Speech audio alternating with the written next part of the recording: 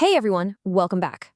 So, are you trying to ace the PTCB 2026 exam, specifically the sterile compounding part, but you feel like you're getting lost in all the tiny details?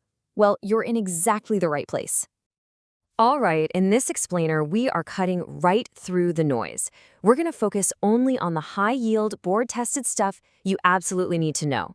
We're talking about the core things a pharmacy tech needs to nail down: safety, protecting those critical sites, documentation, final checks, and of course, TPN. We're skipping all the extra clinical fluff, just the essentials to make sure you're totally exam ready. So let's just dive right in. Okay, let's kick things off with the most fundamental question there is. This is the one that everything else is built on. So, what is the absolute #1 goal of sterile compounding? I want you to really think about that for a sec, because the answer? It's the entire foundation of patient safety. And there it is. The whole point, the main event, is to prevent contamination. Period. Full stop. Every single rule, every technique, every little check that we do, it's all designed for one thing: to stop those nasty microbes and tiny particles from ever getting into a patient's medication. That is the core mission. Which, brings us perfectly into our first section, the foundations of safety. And look, this isn't just about memorizing a bunch of rules. It's about really internalizing that core mission, preventing contamination at every single step. Okay, let's start with a number that you have got to burn into your brain for the exam. Ready? 70%. 70.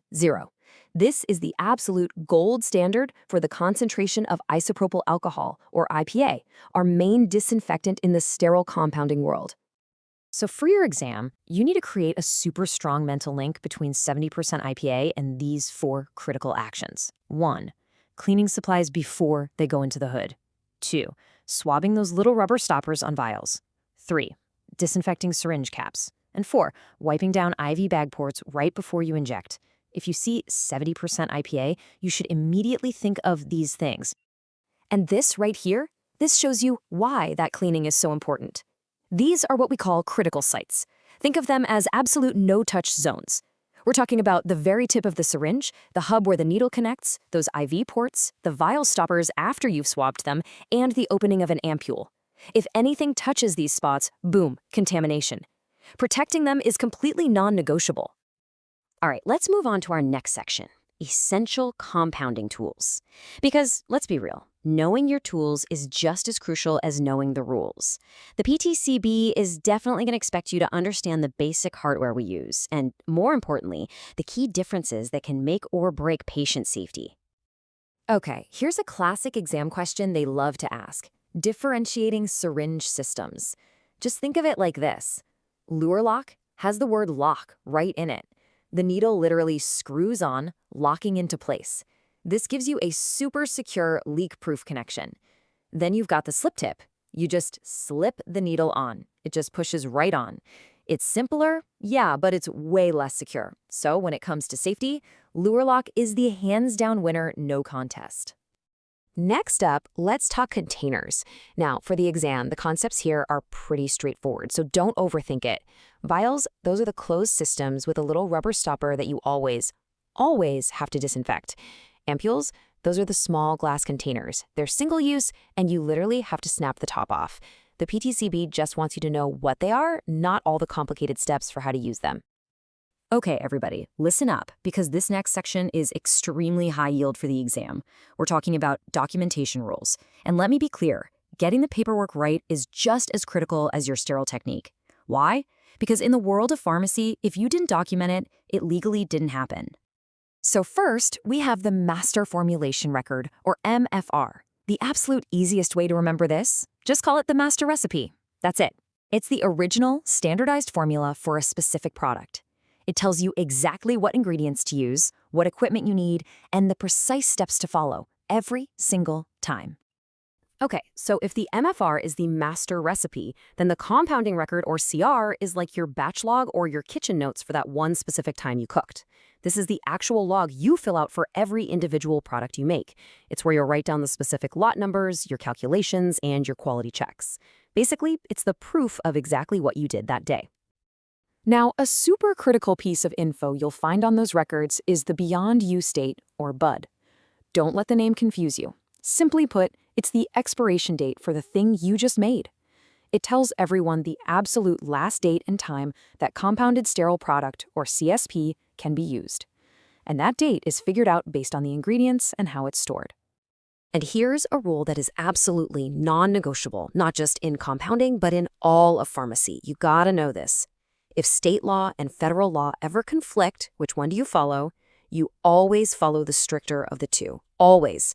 This is a massive point for both safety and for, not getting in trouble. All right, on to our next section, final checks and storage. So you followed the master recipe, you filled out your batch log, but guess what? You're not done yet, not even close. As a technician, you are the final gatekeeper.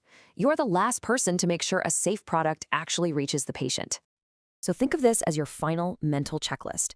Before any compounded product leaves the pharmacy, you have to give it a good visual inspection with your own 2 eyes.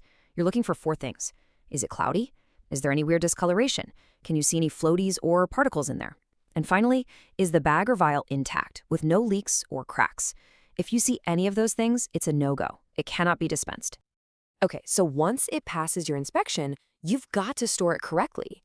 Now, here's a pro tip for the PTCB. You probably don't need to memorize the exact temperature ranges down to the degree. What you do need to know is that these different storage categories exist: room temperature, refrigerated, and frozen, and that the right one depends entirely on the product's stability and its BUD. And for our final section today, we're going to look at a very special case, one that really brings a lot of these principles together. We're talking about Total Parenteral Nutrition, or TPN. This is hands down one of the most complex and one of the most high-risk sterile products you will ever have to deal with. So what exactly is TPN? Well, think of it as a complete meal in an IV bag. It's nutrition delivered intravenously for patients whose GI tract just isn't working. It gives them literally everything their body needs: carbohydrates, fats, proteins, you name it, delivered directly into their bloodstream. Now, for the exam, what you need to know are these 5 core components and what they do. Just the basics. So dextrose, that's your carbohydrate for energy. Lipids, those are the fats for calories. Amino acids, that's the protein for growth and repair. Then you have electrolytes for overall balance and function, and of course, vitamins to support metabolism. That's the breakdown you need to know. And this brings us to the most critical safety concept with TPN. Because it's so packed with nutrients, it's basically a buffet for bacteria. That makes it a perfect breeding ground. So TPN is always considered a very high-risk CSP. What does that mean for you? It means strict, obsessive sterility during compounding is essential, and it's always going to have a very, very short beyond use state. So let's wrap this up with one final thought. Everything we've covered today, it all comes back to this one central idea. As the pharmacy technician, you are the final guardian of sterile product safety. So the real question is, are you ready to own that huge responsibility? And that's a wrap on today's PTCB Prep Guide session. Hey, if this helped you out, do me a favor. Hit that subscribe button, ring the bell so you get updates, and maybe share this with another student who's studying. Oh, and definitely leave a comment below with what topic you want us to tackle next. Thanks so much for watching, and keep preparing like the certified pro you're going to be.